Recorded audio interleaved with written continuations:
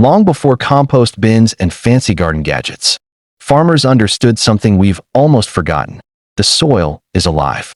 They didn't rush to stores or rely on chemicals. They simply paid attention. By layering straw after harvest, burying kitchen scraps, returning fallen leaves, and even reusing weeds, they fed the ground slowly and gently.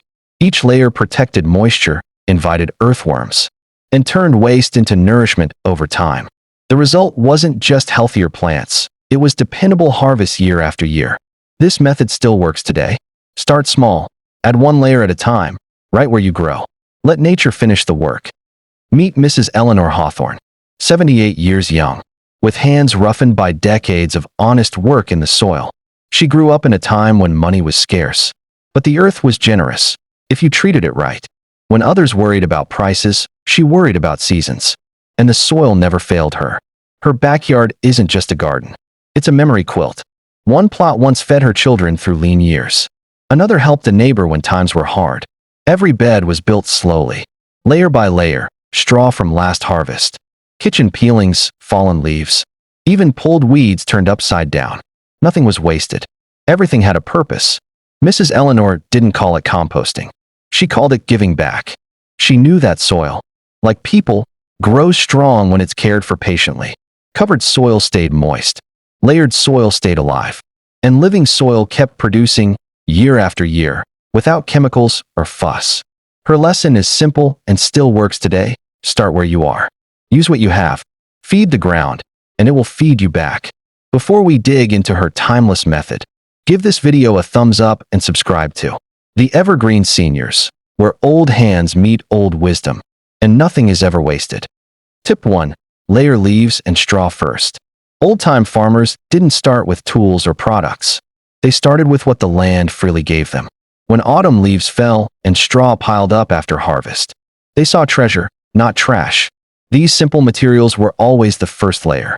They spread leaves and straw thickly over bare soil, like tucking the ground in with a warm blanket.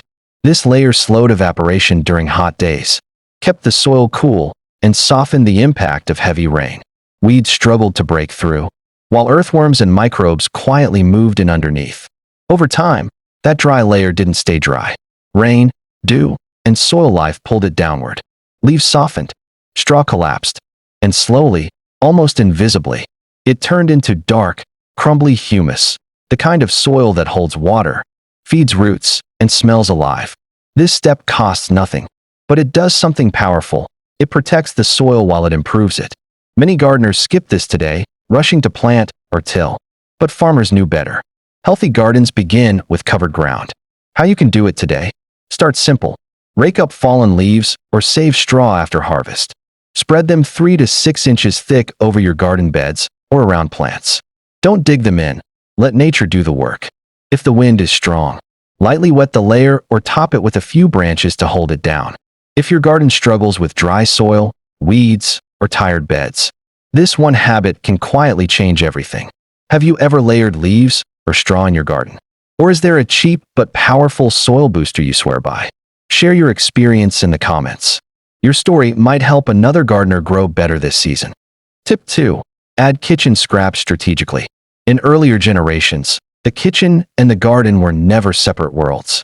What was peeled, trimmed, or brewed indoors always found its way back to the soil.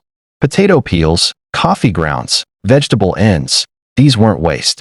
They were future meals, just not yet. Farmers didn't dump scraps on top of the ground or toss them into complicated bins. They buried them between layers.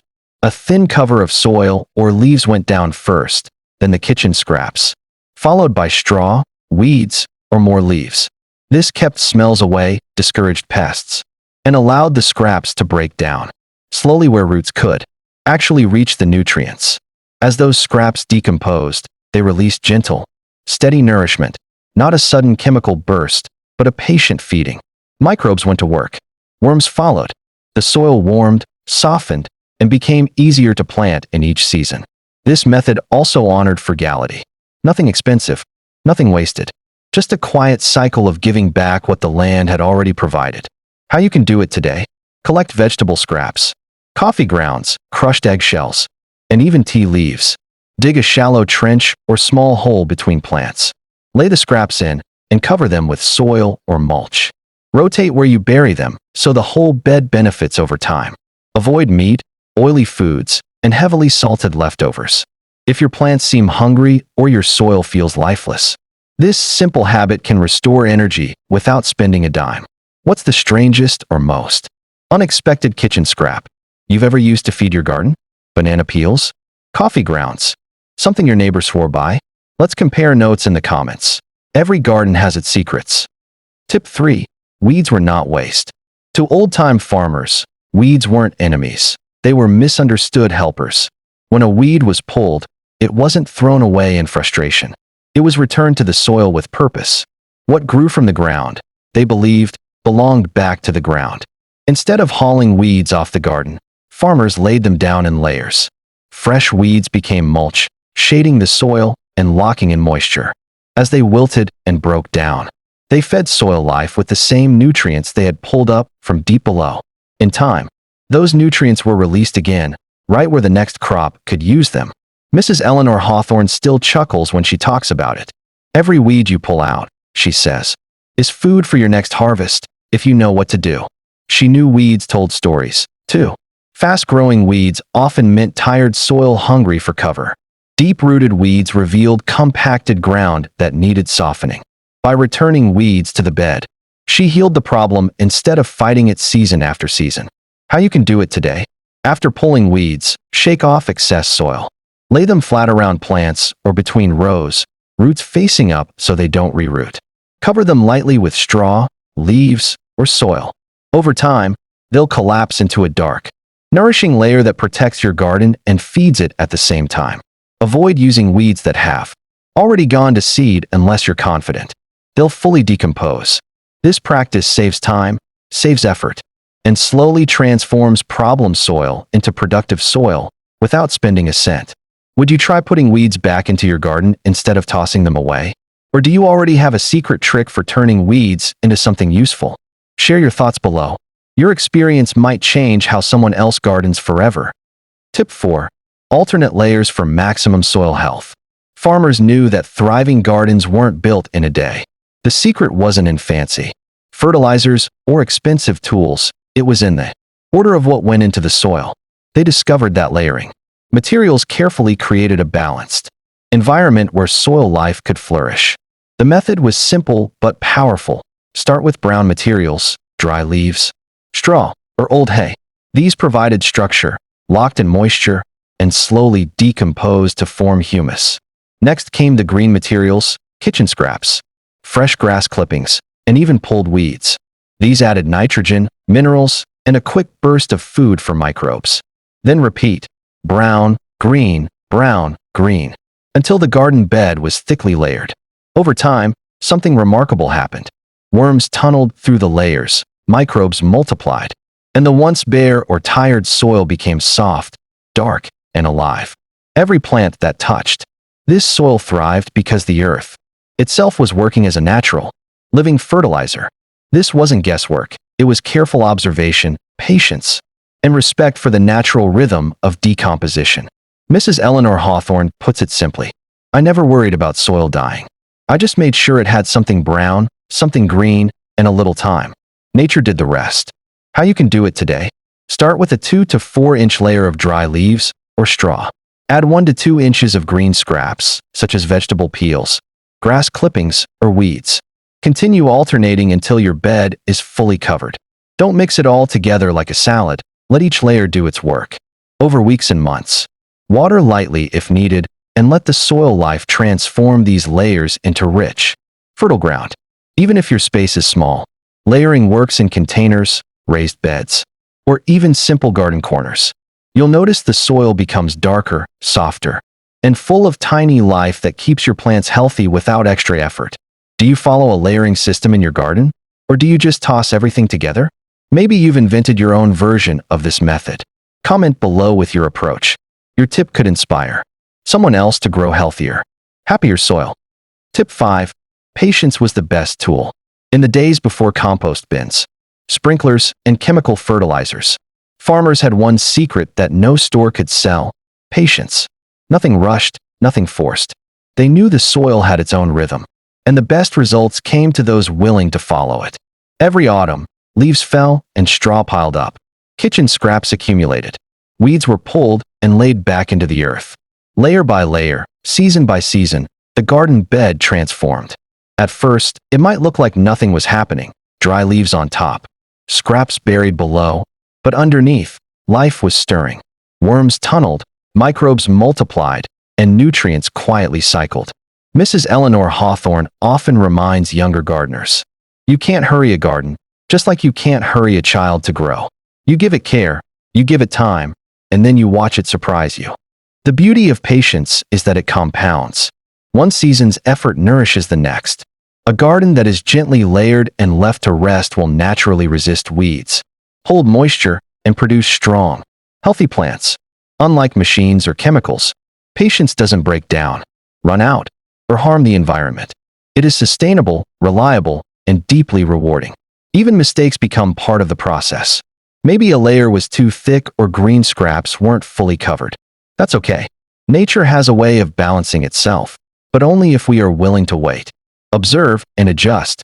The soil responds to consistent care more than frantic effort.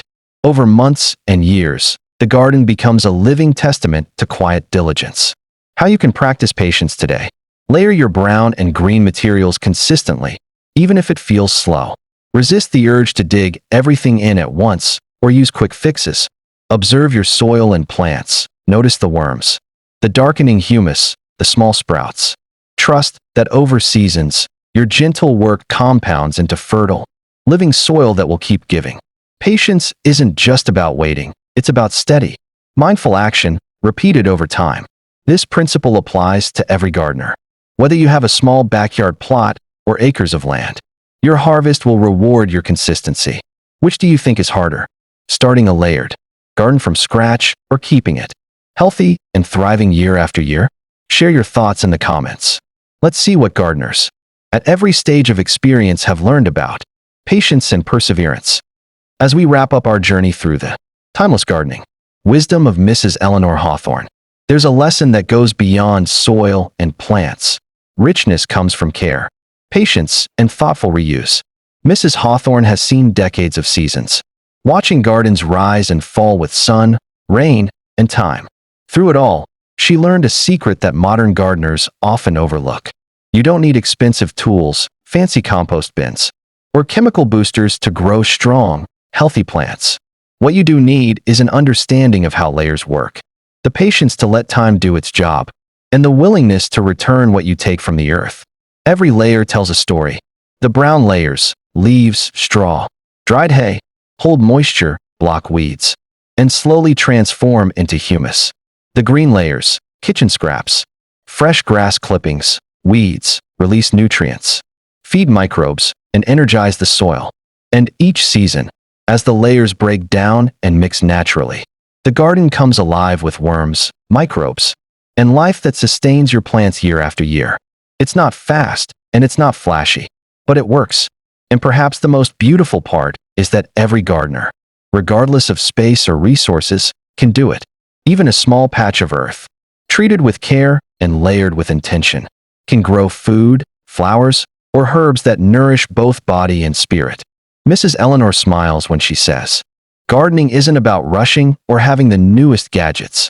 It's about paying attention, giving back to the soil, and trusting it to give back to you.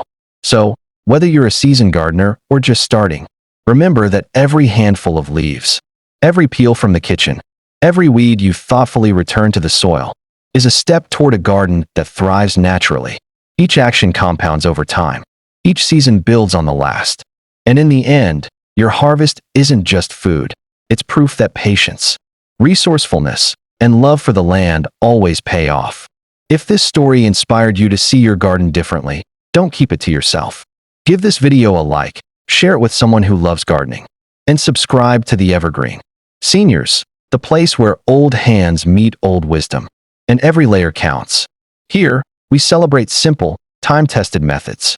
We celebrate patience over haste, observation over guesswork, and the quiet joy of watching life grow beneath your fingertips. Because a garden nurtured thoughtfully becomes more than just a patch of earth. It becomes a living legacy, one layer at a time. Your garden is waiting. And so is the wisdom of generations past. Take your first layer and let nature do the rest.